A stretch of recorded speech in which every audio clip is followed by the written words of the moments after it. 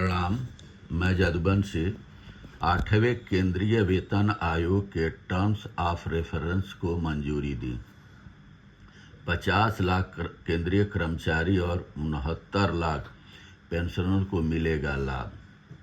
हमारा सवाल मोदी सरकार से है, आपने केंद्रीय कर्मचारियों पेंशनरों के लाभ के बारे में तो बहुत ही जोर शोर से बताया जाता है, क्या कभी सांसद विधायक का वेतन पेंशन के बारे में पेपर में छपेगा कि कितनी मिलती है?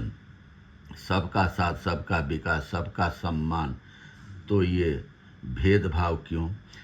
शिक्षा में बेईमानी, स्वास्थ्य सेवा की अलग अलग सुविधाएं, गांव में सरकारी स्कूलों की दशा खराब, किसान के बच्चों के लिए अग्निवीर योजना, सरकारी संस्थाएं प्राइवेट कंपनियों के हाथ सौंपना, सरकारी नौकरी धीरे धीरे खत्म करना, रिटायर्ड अधिकारियों को नौकरी पर रखना नौजवानों के साथ अन्याय है।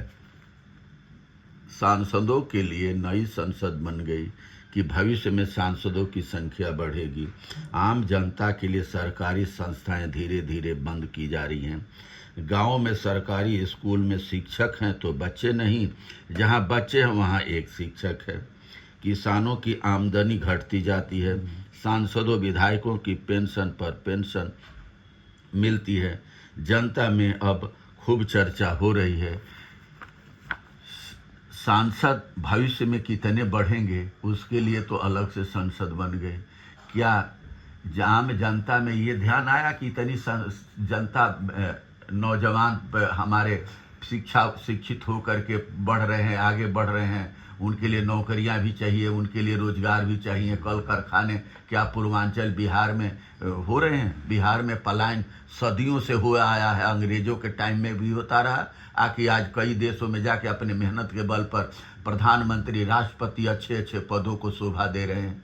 क्या उनकी प्रतिभा पर आपने प्रश्न चिन्ह नहीं खड़ा किया हुआ है कि उनका पलायन रुके?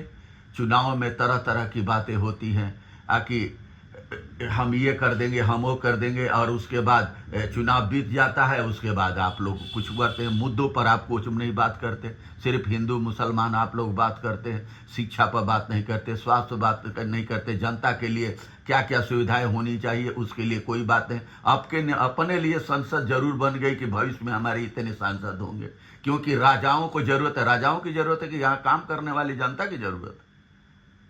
यहाँ पर जनता की जरूरत है, उनको काम धंधा मिले, उनका पलायन रुके। यहाँ पे बिहार से हो चाहे हर राज्य से पलायन हो रहा है। प्रतिभा हमारी जितनी है विदेशों को जा रही है, जो विदेशों में पढ़ने जा रहे हैं बच्चे वहीं पर रुक जा रहे हैं। हमारी आबादी धीरे धीरे घटती चली जा रही है। नौजवान पीढ़ियां कम होती जा रही है, बुजुर्गों की संख्या बढ़ती चली जा रही है। इस पर चर्चा होनी चाहिए, इस पर चुनाव लड़ना चाहिए। 8वां पे कमीशन मिल गया सबको, कर्मचारियों को, उनकी तनख्वाहें कितनी है और किसान की आमदनी कितनी घटती चली जा रही है। किसान आज हर बात के लिए हड़ताल करता है, उसकी सुनी नहीं जा रही है। किसानों के बच्चों के लिए क्या किया है आपने? आप लोगों ने किसानों के बच्चों के लिए अग्निवीर योजना ला दिया, ताकि किसान के बच्चे कम से कम फोर्स में, छोटी मोटी नौकरियों में भी आ जाते, फोर्थ क्लास की नौकरियों में आते। वो धीरे धीरे कंपनियों के एक एक आदमी दे, वो कंपनी ठेकेदार कमाएगा, विदेशों में चला जाएगा। उससे देश अमीर थोड़ी हो रहा है। 80 करोड़ को आप राशन बांटते हैं।